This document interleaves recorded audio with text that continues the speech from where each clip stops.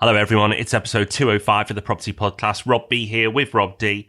The government has once again been sticking their nose into property. What have they done and how's it going to affect you? Find out this week.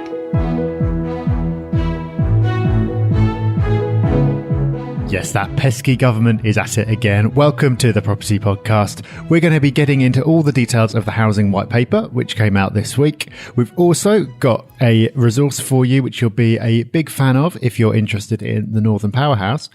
But before we get to any of that, let's kick off with our news story this week. So this week's story is from The Telegraph. And the headline is Stamp Duty Receipts Soar as Buy-to-Let Investors Are Undeterred by Tax Hike.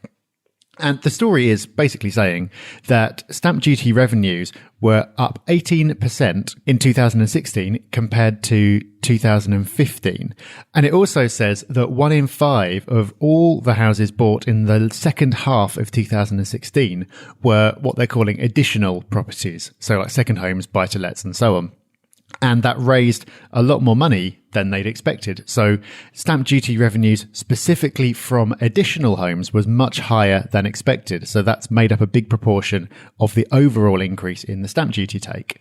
So I think that's really interesting. And it kind of raises the question of, well, does that mean that the policy has worked or not? From the government's point of view, is this good news? It's a funny one because if the policy, the idea of it was to raise more tax overall, then it worked. It raised more than they thought it would. But if the aim of the policy was to deter investors and therefore benefit first-time buyers, clearly it didn't work because the real story here seems to be that investors haven't been deterred anyway. So while lots of people were rushing in to get in before April when the new rules came in, people don't seem to have slowed down that much since April. So is that a success or not for government? Who knows? But it does show that investors don't seem to be easing up quite as people thought. I'd be really keen to see, and unfortunately this link doesn't have it, but I'd be really keen to see the breakdown of the regional receipts to see what areas have gone up, what areas have potentially gone down, because there have been London estate agents reporting that the stamp duty increases has made life more difficult for them, something we predicted would happen. But full confession, I am surprised that overall it is up. As Rob said, if they want to raise more tax, that worked. But if it's to slow down investors, then it certainly hasn't. So slightly surprising data. But I'm sure the government will be happy anyway because they've made more money. And the government are probably happy with themselves as well because they've had a chance to have a medal with the old property market and release this white paper, Rob. Now, the anticipation of this white paper has been quite a big thing, so we'll find out very soon if it's lived up to that anticipation. It was delayed again, plenty of leaks about what was going to be in it, and then finally, in the last 7 days, we've got our hands on it, we've dug in, and this week we're going to give you everything you need to know about the white paper and how it's going to affect you positively or negatively. Yes, we are. So I'm glad we didn't have this episode penciled in when they first said that they were going to have a white paper, which is probably for us around episode 17 or something. It's been delayed for a very long time, but it's here. It's like Christmas Day. The white paper has finally arrived. We've put a link to read the whole thing in the show notes. It's at thepropertyhub.net/white paper. So there is a link to read the whole thing if you're feeling particularly masochistic. There are 29 key points in there. It's very long. I think they were definitely getting paid by the word, whoever put this together.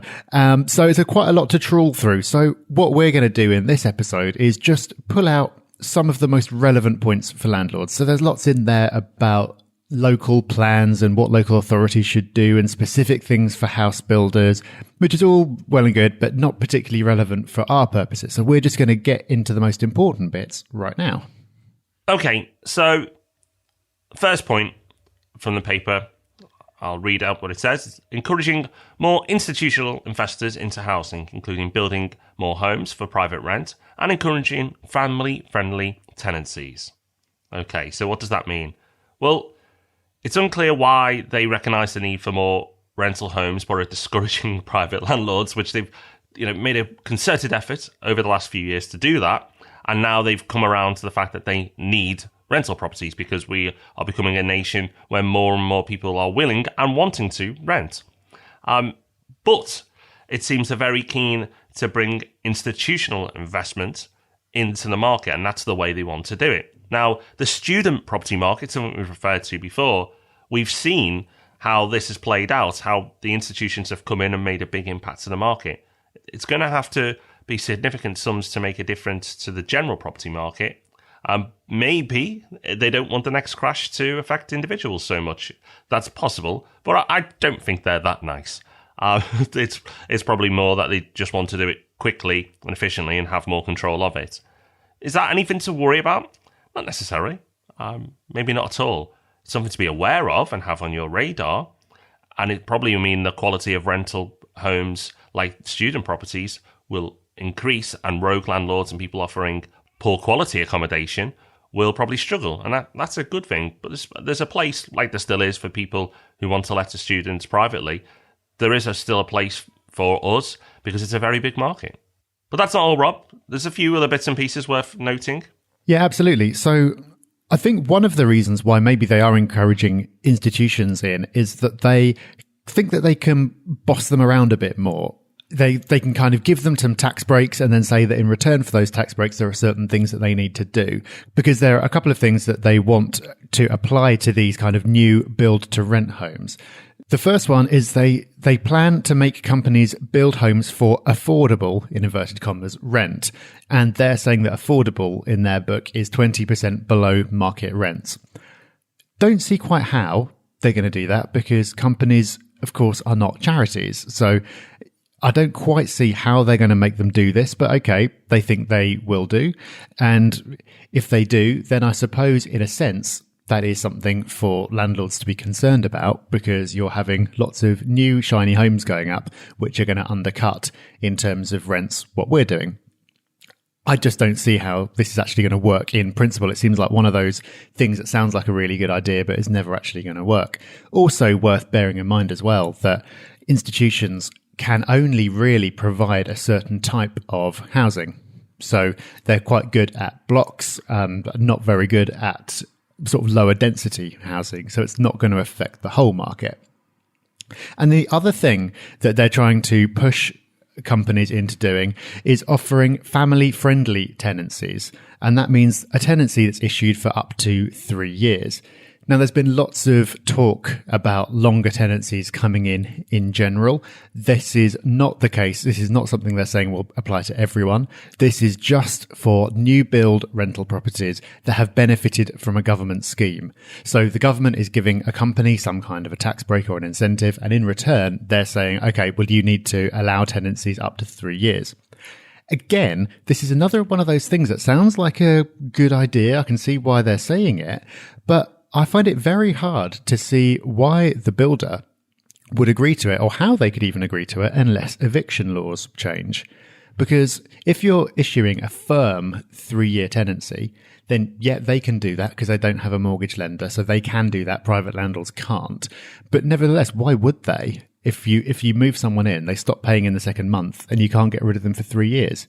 Very hard to see how that would actually work, because a company's just going to look at that and say, no way. So these are the two suggestions. I'm not entirely convinced by either of them, especially because companies are better at lobbying. So private landlords have done a pretty poor job of making their voice heard, despite the fact that there are millions of them. Companies tend to be better at this type of thing. So I wouldn't be entirely surprised if they get all the incentives and the tax breaks and end up not doing any of the things that the government is suggesting. But interesting to see a little bit more detail around the government's thoughts. We've kind of been saying for ages that we can see more institutions coming in. Some investors are concerned about that. We are not, but it's interesting to see where this appears to be going from the government's point of view, at least. Ultimately, what we can learn from that is companies are better at lobbying than individuals. That tends to be fairly friendly for the institutional investment companies, and landlords, well, it's not really either way. It doesn't really affect us at all. But that's the point, that there haven't been, so far, at least as we go through this, anything of note for private landlords. But that could be a good thing as well. So let's continue. Again, taking this directly from the white paper. Doing more to prevent homelessness by supporting households at risk before they reach crisis point, as well as reducing rough sleeping. So, of course, anything to help solve that is a good thing. Maybe they'll stop advising tenants to stay until they're evicted and they can actually help them rather than giving them bad advice. But most importantly, it's the government cuts and some of their embarrassing decisions that have made a lot of people homeless. So, nice sound bites. Bit of a skeptic on this one. Not going to pretend I'm neutral on it. I know there are calls for a lot of what has happened recently, and you've probably noticed homelessness increase. And if you speak to homeless charities, the government's had a lot to do with that. So it's just a small drop in the ocean to retracting the bad policies they've made. But I won't allow myself to get any more political on that. My view is in a country as wealthy as ours, we should be doing a lot better than we are. But back to the property stuff, Rob. Yeah, I do agree with you that that's something I think is quite common in this report, is that something that sounds good, but there's not a lot of detail about it. And so they go, well, yeah, of course, we should be doing more to prevent homelessness, but they don't really say what they're going to do and don't really address the fact that it is some of their policies that have contributed to it in the first place. So not quite sure how that's meant to pan out. Another thing that is clearly a good thing, but there's not a lot of detail about what it's going to mean, is they're going to be taking action to promote transparency and fairness for the growing number of leaseholders. So this is something that's got a bit of popular appeal recently. There have been quite a few stories in the press about leasehold properties, especially leasehold houses, which there are more and more of. It used to be quite unusual, but now there seem to be more and more houses being built that are leasehold, often where they've got ground rents that start relatively low, but they really ratchet up. And so it gets quite expensive to buy the freehold. There's been some stories around it. It's good that this is getting attention because it seems like the companies who are doing this really are just taking the mick, and it's all very well for investors who are professionals. But if you're just buying a house to live in and you're not an expert on any of this stuff and you're not very well advised, you could easily miss out on the importance of what leasehold actually means. So good that it's getting attention, but again, not a great deal of detail. Yeah, absolutely agree. It needs attention.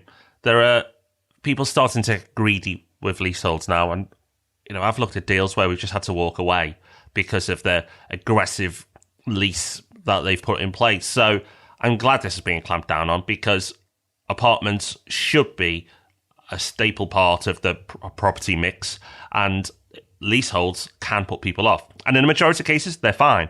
But it's the rogues that make it worse for everyone else and give it a bad name. So I'm glad that's getting attention. Next? No, there isn't a next, because that's it, really. This podcast, well done to you, Mr. D, for even digging out what we've done. This podcast was difficult to put together because it's like a bad Christmas. The anticipation was awesome. We were so excited about this white paper and what it can do to change property for better. Let's build more homes. Let's stop talking about it. Then there was rumours it was watered down. Then it was rumours it was watered down again. And it turns up, Christmas Day arrived. We got our white paper, and it was the Christmas equivalent of some rubbish sports socks and an ill-fitting jumper. That's what we got. So instead, we're going to make a few points of what's not in there. Rob, there's nothing about downsizing, which is a big part of the housing crisis. Of course, you can't force people to downsize, but you think they'd at least address it. Yeah, I think what's not in there is the real story, because there's a lot of stuff that we've heard before. There's lots of things like we've talked about where you go, yeah, of course, but how? But there's nothing radical.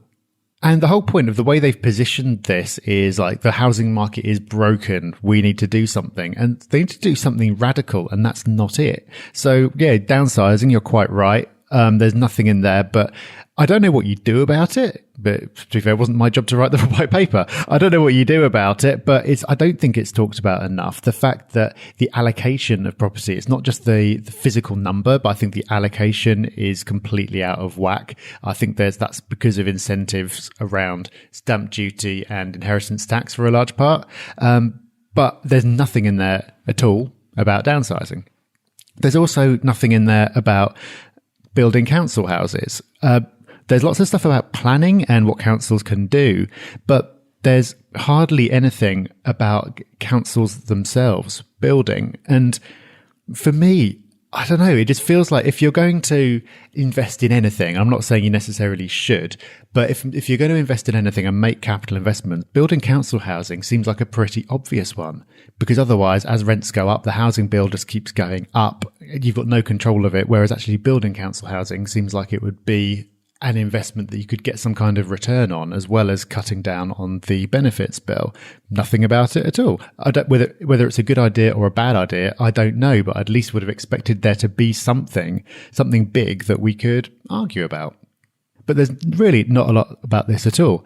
However, perhaps we shouldn't be complaining, because the most important thing of all is that there's nothing bad in there. Yeah, that's it. There's nothing bad in there. To be fair, you could say there's nothing really in there at all. But there's nothing bad in there, which is the main thing. Ultimately, we have a housing crisis in the UK, which, if you know what you're doing, you can take advantage of. And whether that's right or wrong, you're going to be punished or you can take advantage. You know, there's a housing crisis. The government, and not just this one, every government I can remember in my lifetime, has done little to nothing to address the problem. And it's a simple problem. We need to build more homes in areas that need homes. That's a simple problem. It's a complex solution now. So I'm not saying it's easy, but it doesn't seem that any government has got the appetite to solve it. And that's probably because the things they'd have to do aren't going to be popular. And that's the problem with politics, is that people won't do the unpopular things, which are the benefit to the country. But this isn't the politics podcast, although I've come close a couple of times. It's the property podcast. So we will move on. But ultimately, a lot of hype, little substance. We still have a housing crisis, and nothing changes off the back of this white paper. So there you go. I think we've covered the major points for landlords. The most major point of all being nothing to worry about. There's nothing in there that's a real shock, like you might have feared. If we've not put you off reading the whole thing, or maybe if you're struggling to get to sleep tonight, you can go and read the full thing. The link is at thepropertyhub.net/whitepaper. But I think we should get on to a far more brief and far more exciting combination of words, which is an iTunes review. Now I'll cheer up. So our iTunes review this week, thank you very much to Lee Gray. Lee says, I've been invested in property for a few years now, but I feel like I've bumbled along with my eyes closed until now. Your podcasts provide invaluable information, which I've been educating myself on how to be a better landlord and a more switched-on investor. Your podcast helps me while I swim, exercise, and study. Ultimate multitasking. Thank you, and please keep them coming. Oh, actually, the iTunes name says Lee Gray, but it then says Leanne. So thank you, Leanne. I was going to say, if it was a male Lee, I don't know how the multitasking was happening, if you're anything like Rob and I anyway. But now we understand, because you are superior at multitasking, being a woman. So well done. I am amazed, though, that your multitasking can extend to swimming while listening to the podcast. Don't know how you've achieved that, but very impressed. Yeah, I do love to hear about the different places and the ways people listen to the podcast. And that's the first swim we've had. I think that's brilliant to hear. So if you are swimming at the moment, you might want to stop in your tracks in the middle of the fast lane and get out a pen and jot down our resource of the week. That'd be interesting. Rob, what have you dug out for us this week? This is a great resource that we use amongst our team members for education, particularly education on the Northern Powerhouse. It's called placenorthwest.co.uk. You can find it into the show notes. The show notes this week are thepropertyhub.net/whitepaper. We'll link to it there. But if you want to go direct, it's placenorthwest.co.uk. And it's just news piece after news piece about the Northern Powerhouse and the regen that's going on there. There's that much going on that this website is a very busy website. But there's really, really interesting news that comes out all the time. I mean, literally on there today, there's stuff about HS2, some of the design plans for some of the station overhauls. There's £150 million planning gone through for developments in Manchester. There's loads. There's so much information in there. And go back through the archives as well. Loads and loads and loads. So if you like your research, which we certainly do, we absolutely love it, this is the website for you. Maybe get on the RSS feed and keep an eye on it ongoing if you're keen to learn more about the North, if you're based in the South, or if you're already in the North and you just want to become the ultimate expert, then this website's good for you too. Yes, you too can be wildly unpopular at parties by spouting off lots of statistics about the Northern Powerhouse. Great tool there. Do check that one out. And do join us again next week, where we're talking about one of our very favourite topics. So, well, we've talked about a couple of our favourite topics this week, including the Northern Powerhouse and moaning about the government. But another of our favourite topics is systems. We're going to be talking about what systems you should have, how you should set them up, and the tools that you should use to do it. I think it's one of those episodes that sounds like a bit of a snooze fest, but actually it's going to be more popular than we might think. And there's going to be loads of really useful stuff in there. So do please join us for that next week. Yeah, definitely. It's one of those episodes that will make a big impact to you. And yes, of course it applies to property, but you can replicate it in other areas of your life too. So systems sound still promise you game changer to your productivity. So make sure you join us for that. Of course, make sure you join us on Tuesday as well for Ask Rob and Rob, where you wonderful people ask us questions and we answer them as best as we can. So we'll be back on Tuesday. And as we say, we'll be back with the main podcast on Thursday. But until then, everyone, have fun. Take care. Bye-bye. Bye-bye. Thanks for listening to The Property Podcast. For show notes, all our past episodes, and to leave a review, go to thepropertyhub.net/podcast.